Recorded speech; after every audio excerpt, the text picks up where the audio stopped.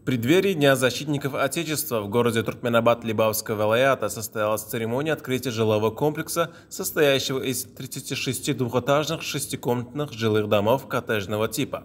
Торжества сопровождались праздничными выступлениями мастеров культуры и искусства. В атмосфере радости и веселья были вручены ключи от новых квартир счастливым новоселам, работникам управления полиции. В рамках праздничных торжеств были установлены юрты Арой. На праздничной площади развернуты зажигательные выступления фольклорных и танцевальных коллективов. Также были организованы различные культурные мероприятия и спортивные состязания, придавшие праздничный колорит церемонии открытия жилых домов. Затем гости церемонии получили возможность ознакомиться с обустройством новых жилых домов. Во дворе этих домов имеются все возможности для проведения праздничных церемоний, присущих туркменским тоям. В двухэтажных шестикомнатных жилых домах коттеджного типа созданы все условия для комфортного проживания.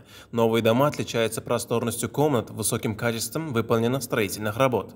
В новых домах предусмотрены оснащенная кухня, гостиная, спальня, детские комнаты. Гостей приглашали за празднично украшенные дастарханы.